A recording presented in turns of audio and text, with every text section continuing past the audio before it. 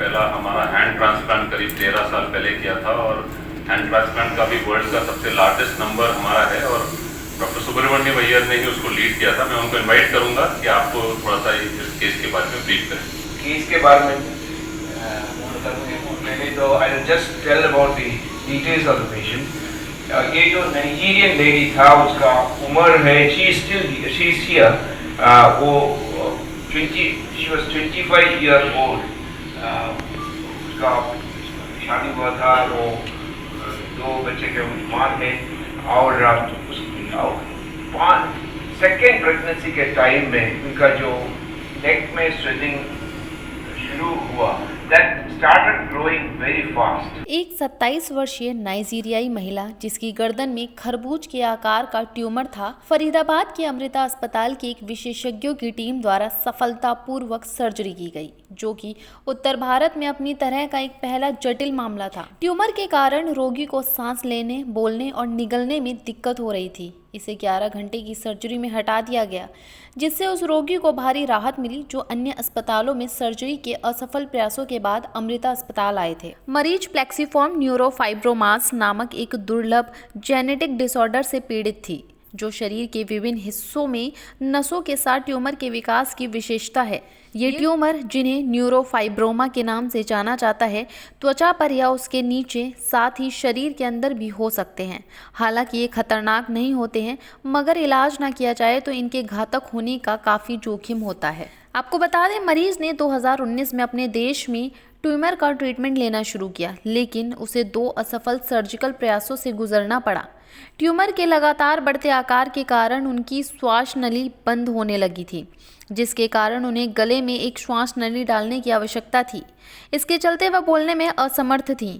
इसके बाद महिला ने इंटरनेट के माध्यम से अस्पताल के बारे में जानने के बाद फरीदाबाद के अमृता अस्पताल जाने का फैसला किया और जहां उनका सफलतापूर्वक इलाज किया गया। क्या कहना है डॉक्टर्स का, ये जानते हैं पायनियर हरियाणा की खास रिपोर्ट में। नहीं बात कर पाया और सांस लेने के लिए एक नाले लगना पड़ा, इसलिए सांस लेना तो नाक से नहीं सांस लेते, स्मेल नहीं थे, टेस्ट नहीं थे और उसके बाद जो खाने का जो नाली है वो भी बंद हो रहा था, इसलिए जो खाने के लिए भी उसमें मुश्किल आ रही थी। देन जो इधर एक बार उधर नाइजीरिया में ट्रीटमेंट करने के लिए एक बार कोशिश किया था, मगर दैट वाज नॉट सक्सेसफुल।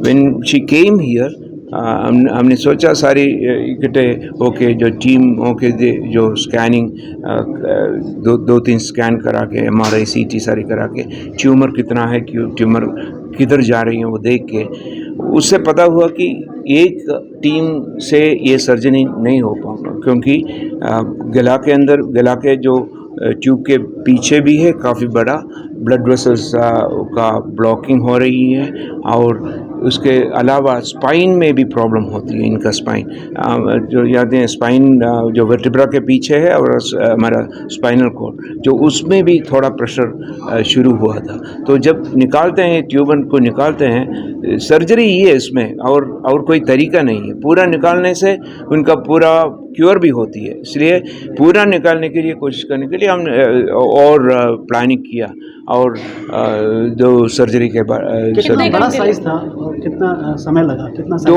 हम सोचा थी एक स्टेज में सर्जरी नहीं कर पाऊंगा, क्योंकि नेक में जो जब सर्जरी करते हैं सीधा लेटना है इधर से निकालने के लिए, मगर जो स्पाइन के लिए ऐसा सुपाइन प्रोन बोलते हैं, ऐसा लेटना है। तो इन्होंने सोचा पहले क्या करूं, तो पहले तो नेक का सर्जरी करूं, क्योंकि जगह होगा उधर लिटाने के लिए जगह होगा, इसलिए। मगर उसमें एक प्रॉब्लम था कि जब हम नेक का सूजन को निकालते हैं, स्पाइनल कॉर्ड में थोड़ा तो मूवमेंट कुछ हुआ है तो उनका पैरालिसिस होगा, इसलिए उसके लिए हम बोलते हैं न्यूरो मॉनिटरिंग, एक स्पेशल मशीन के सहारे से कोई स्पाइनल कॉर्ड में कोई मूवमेंट आता है या नहीं देखते हैं। तो ऐसा देख के कांस्टेंट सुपरविजन में वो नेक का सर्जरी 11 घंटा 11 आवर्स अबाउट 14 पीपल टुगेदर। तो पूरी लंबी चौड़ी टीम के साथ? हाँ। कितने मेंबर थे सर आपकी टीम में? 14 members in the first stage.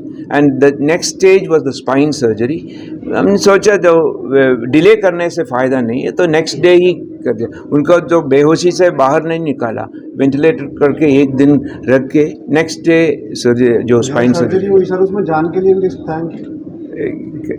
Risk कितना था? जान के लिए सही, ये तो काफ़ी बड़ा सर्जरी है। मेरा सर्जरी मतलब सोच लीजिए हमारा जो विंड, ये जो स्पीच का जो है वॉइस बॉक्स, उसके नीचे विंड पाइप है, उसके पीछे है जब खाने का पाइप, इस दोनों को ऊपर उठा के करना है तो इतना आसानी नहीं है। और ब्लड वेसल्स जा रही हैं इधर और इधर जो ब्रेन का, वो ब्लड वेसल्स का भी प्रॉब्लम हो सकती है। इसलिए तो सर्जरी तो इसके साथ साथ प्रॉब्लम हो सकती थी।